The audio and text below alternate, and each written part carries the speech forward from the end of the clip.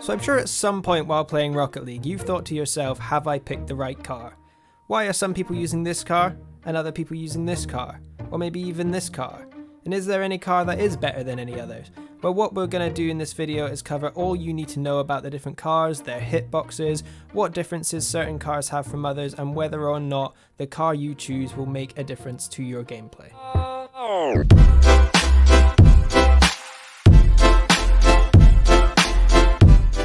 Now before we get started, I just want to remind everyone that I stream every Wednesday, Friday and Sunday over on Twitch, and if you have any questions about this or any of my other videos, feel free to drop by and ask them in chat, or even if you want to just stop by and hang out, I always appreciate the company. So if you've played Rocket League for a while, then the chances are that the most common car you encounter in the game is this one. This is the Octane. The Octane is the default car, the car with the most customization options, and the most popular car in the game by a considerable margin. Like, it's not even close. Many people choose this car because they believe that since so many people use it, it must be better than the others, right? Well, not exactly. Like, the Octane hitbox is probably one of the easiest to use. The height of it, the responsiveness, and the visual model of the Octane itself makes it a really popular choice amongst Rocket League players. But to understand these things, we really need to think about the hitbox of the car and what the different hitboxes mean. At the time of this recording, there are 5 hitbox presets in the game. Every car in the game will fall into one of these hitbox categories, and these 5 categories are Octane, Dominus, Breakout, Hybrid, and Plank. And note, before all you Batmobile mains rage in the comments with outdated information, after patch 1.56 they changed the Plank hitbox to match identically to that of the 16 Batmobile. Prior to that, it had kept separately for a while due to complaints from Batmobile mains, so the Batmobile had its own unique preset. But that's not the case anymore. Anyway, back to the hitboxes. As I said earlier, every car fits into one of these hitbox presets, and every car within said hitbox preset behaves absolutely identically.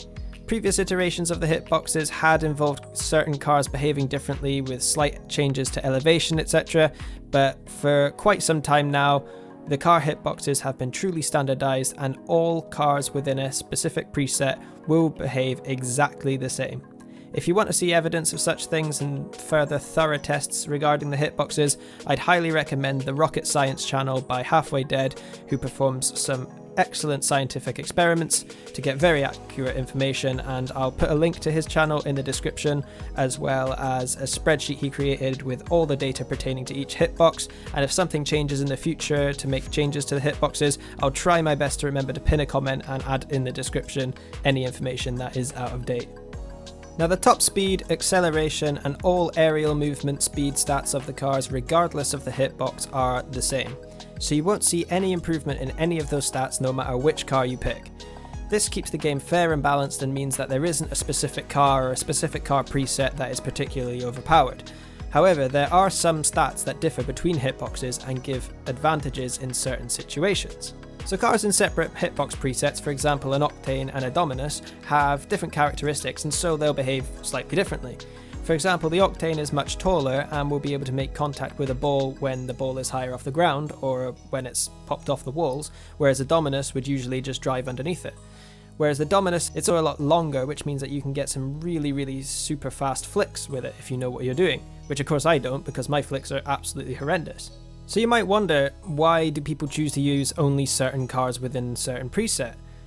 Like, you'll see the majority of players within the Octane preset using either the Octane or the Fennec, and the Dominus is pretty much the exclusive car to use within the Dominus preset, and you don't tend to see many others from the Dominus preset in game. Well, at least not at the higher levels. Well, this is usually because of a few factors. 1, looks.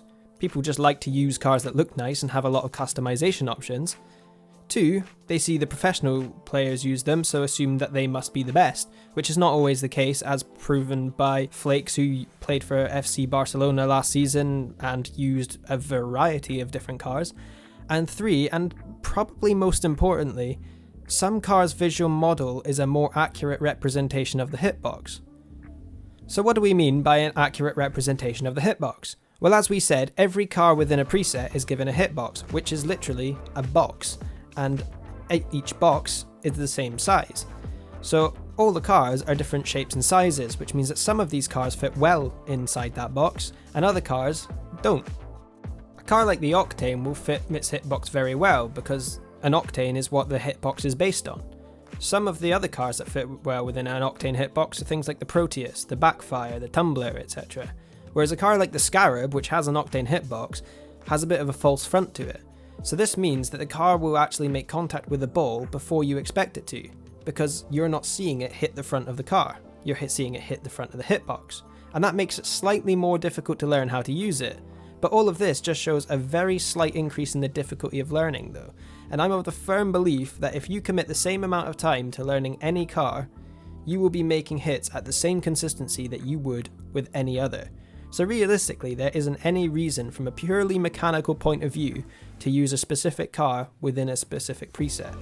The only things that really come into it is if you like the way the car looks.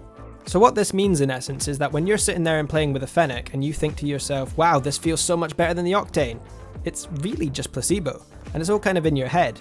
But that's not to discredit that, because if you feel better in a certain car, then by all means continue with it, because I'm a big believer of placebo, and if something feels more comfortable to you, then that's going to make you play better. Because if you're feeling uncomfortable, then you're not going to play better. But it's important to note that there are absolutely no mechanical differences between them, so it really shouldn't feel any better.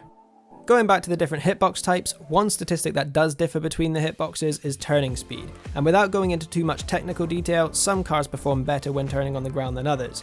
Basically, the Octane, Hybrid and Dominus hitboxes perform the best, while Breakout and Plank hitboxes perform the worst. I would again refer you to the Rocket Science channel and the spreadsheet in the description below. There's a very good video on that channel thoroughly explaining all the turning stats, and it does a much better job than I ever could. So if we take a look at the different hitbox types and their stats now, we'll be able to give you some examples of what things are easier to do with certain hitboxes. And we might as well start off with the most popular, the Octane hitbox. As we said earlier, the Octane is much taller and much more responsive in turning, and that makes it usually the best car for dribbling, in particular bounce dribbling. In the lower ranks, you also might find that the Octane can be useful for kickoffs and other 50-50s, as the extra height makes the ball a lot less likely to fly over your head, but in the higher ranks you can usually compensate for this with your car's orientation in the approach to the 50-50. Also, as we alluded to earlier, the Octane hitbox also makes it a little bit easier to make contact with balls that are bouncing on the wall and on the ground due to the additional height. So next up we have the Dominus, which is a very popular preset amongst freestylers, as the length and the flatness of the car make it a little bit easier to see what you're doing while spinning through the air. Its shape also makes it easier to judge the corners of the hitbox, which makes it easier for getting powerful hits on the ball, as that is where you'll get the most power on those corners.